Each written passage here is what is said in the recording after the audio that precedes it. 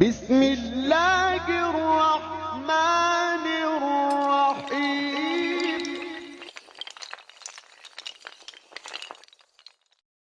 السلام علیکم ورحمۃ اللہ وبرکاتہ۔ کیسے ہو دوستو؟ خیریت سے ہوں گے؟ اللہ آپ سب کو ہمیشہ ایسی ہی خیر و عافیت کے ساتھ رکھے۔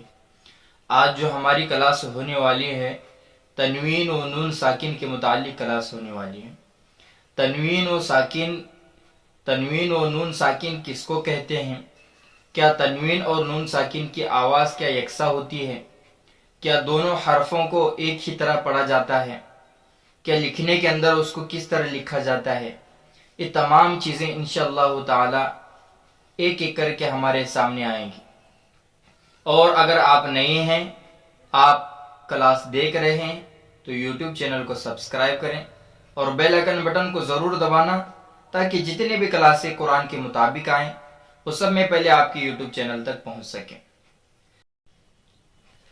عزیزو، یہاں پر دیکھیے ہم پڑھ رہے ہیں تختی نمبر 8۔ تختی نمبر 8 میں جو لکھا گیا ہے تنوین و نون ساکن، تنوین و نون ساکن۔ اب یہاں پہ ہمیں غور کرنے کی بات ہے، جس نون پر جزم ہے، جزم سکون ہو، یعنی جزم سکون کو کہا جاتا ہے، اس کو نون ساکن کہتے ہیں۔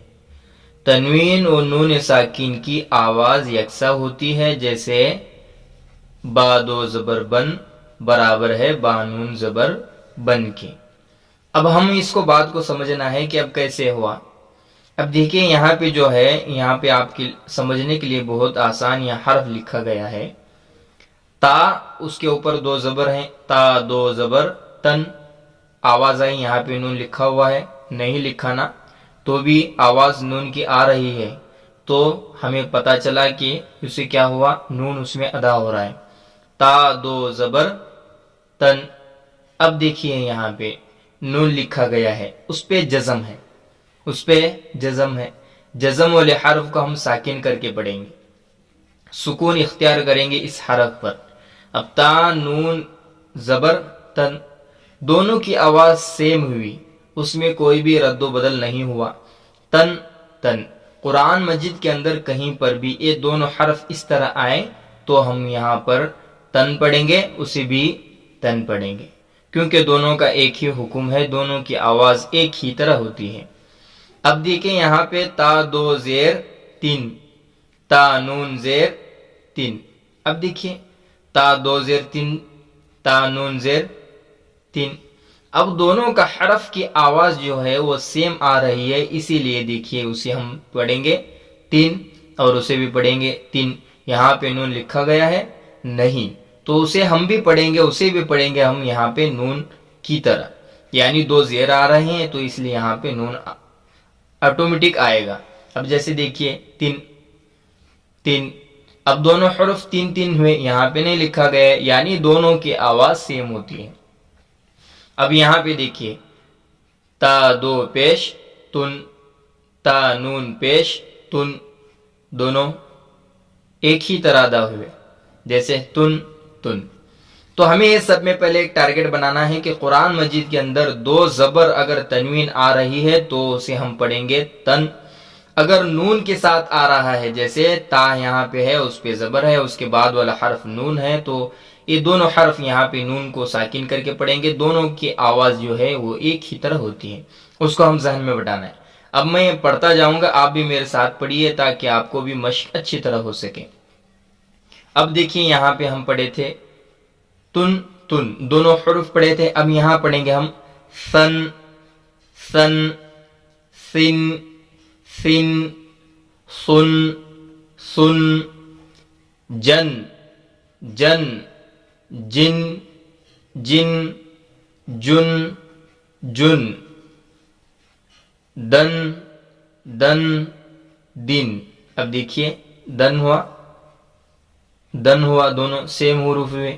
اب یہاں پہ دن دن، دن دن، دا نون پیش دن، دال دو پیش دن۔ اب یہاں جیم دو زبر جن، جیم نون زبر جن. اب یہ حرف کو ہمیں سمجھنا اور مشق کرنا ہے. اب یہاں نیچے لکھا گیا ہے کہ مشق، تاکہ تمام جو حرف لکھے گئے اس کے اندر اگر کوئی نسخ بچتا ہے تو نسخ کو پورا کرنے کے لیے یہاں پہ مشق لکھا گیا ہے، تاکہ ہم یہ پورے جو حرف ہیں اس کو ہم پرفیکٹ کر سکیں. اسی لیے یہاں پہ نیچے لکھا گیا ہے. اب یہاں لکھا گیا ہے عادن. کیا لکھا گیا ہے؟ عادن. ہاں جی. ہم دیکھیے ایک بات ذہن میں رکھیں کہ تنوین اور نون ساکن کی جو آواز ہے وہ سیم ہوتی ہے، اس کے اندر کوئی بھی فرق نہیں ہوتا ہے. اب دیکھیں یہاں پر عین،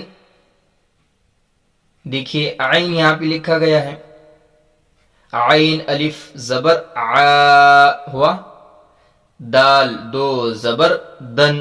یہاں پہ ہم نون کو لگانے کی ایکسٹرا ضرورت نہیں ہے، تاکہ وہ جو ہمیں دو زبر بتا رہے ہیں کہ یہاں پہ نون کی آواز آتی ہے. اب ہوا کیا؟ عادن.